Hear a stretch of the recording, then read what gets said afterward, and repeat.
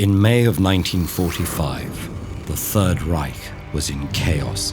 Adolf Hitler was dead, German surrender was imminent, and Allied troops had already begun divvying up German territory. But high-ranking Nazi engineer Wernher von Braun wasn't worried. In fact, he approached the US government directly, informing them of his location and waiting calmly for their arrival.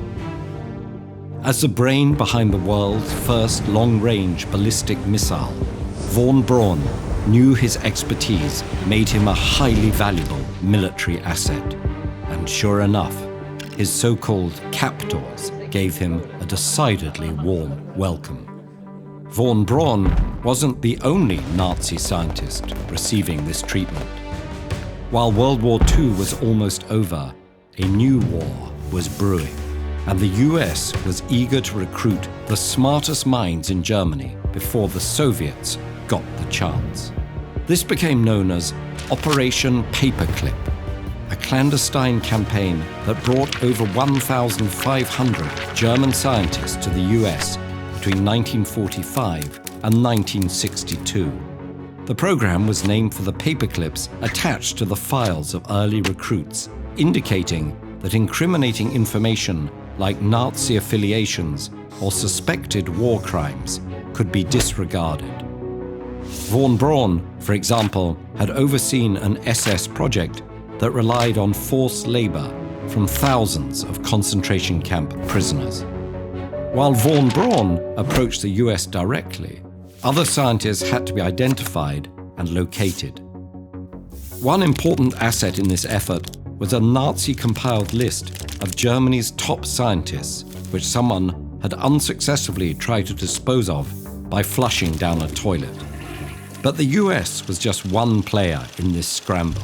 The Soviets were also competing to seize German brainpower, resorting to bribery and forced relocation.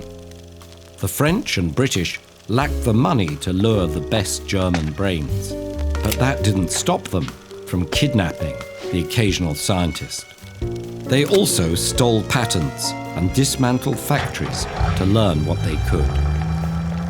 The US approach, however, featured a different and particularly tempting brand of coercion, the promise to relocate entire German families and grant them citizenship. This controversial offer was one of the reasons Paperclip was initially shrouded in secrecy. But the project became difficult to hide when Germans started popping up all over the US. The military tried to get ahead of any controversy by revealing the operation to the press in late 1946. But the news immediately attracted criticism from many prominent voices, including Albert Einstein, Eleanor Roosevelt, and the NAACP, as well as many veterans' organizations.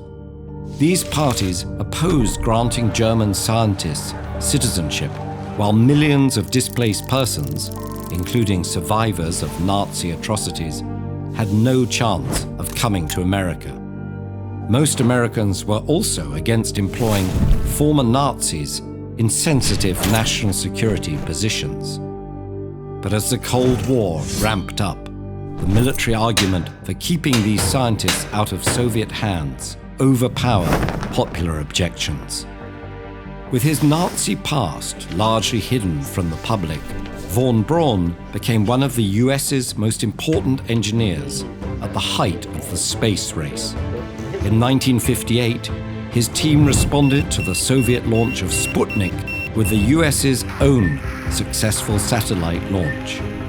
And in the 60s, he was the chief architect of Saturn V, the rocket that brought Americans to the moon. Other Paperclip recruits contributed to the development of chemical weapons, such as Agent Orange, pharmaceutical research, and the development of modern airplanes. These contributions helped the US government present Paperclip as a success. But, in hindsight, it's hard to gauge how helpful the program really was. While von Braun saved the US years of rocketry experimentation, there's no reason to think American scientists couldn't have developed the same technology without him. Furthermore, very few paperclippers were as exceptional as von Braun. Many were average scientists who either completed their contracts and returned to Germany or took jobs alongside Americans with equivalent expertise. But ultimately, the issue of paperclip's success is just one of many questions raised by its contentious approach to science, ethics, and national security. Can scientists working on military technology be apolitical, or are they responsible for their creations? Can pressing political and military concerns justify overlooking war crimes? In many ways, von Braun's obituary sums up the operation's murkiness.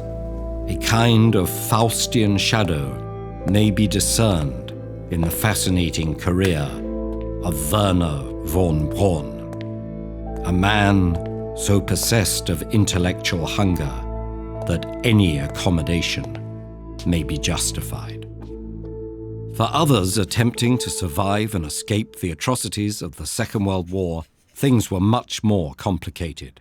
So how did Irina Sendler manage to safely smuggle 2,000 children to safety?